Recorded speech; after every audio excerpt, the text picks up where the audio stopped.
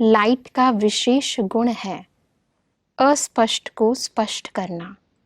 इस रीति से अपनी लाइट की परसेंटेज परखने का तरीका यही है।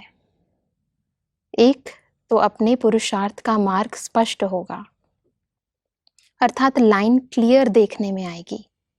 दूसरी बात, अपने भविष्य स्टेटस भी देखने में आएगा। और तीसरी बात, जिन्हों की सर्विस करते हो तो जितनी खुद की रोशनी पावरफुल होगी, उन्हों को भी इतना ही सहज और स्पष्ट मार्ग दिखा सकेंगे। आत्मा की लाइट का अर्थ है उसकी प्योरिटी। जी।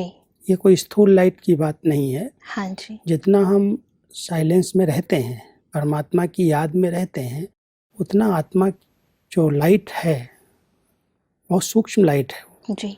उसकी प्योरिटी की परसेंटेज बढ़ती जाती है।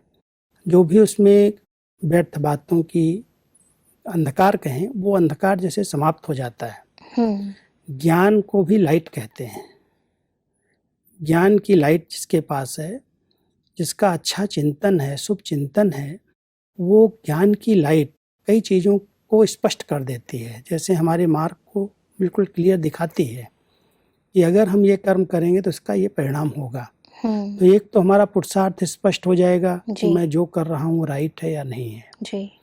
दूसरा जो है हमारा स्टेटस, इस पुरुषार्थ से हमारा पद क्या होगा।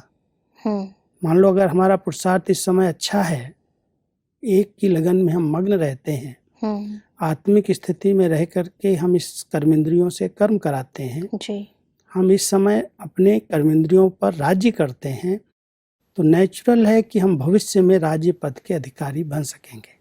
क्योंकि स्वराज्य ही विश्व राज्य का आधार है। तो हमारा स्टेटस भी उससे स्पष्ट हो जाता, कितना हमने अपने ऊपर कंट्रोल कर पाया है।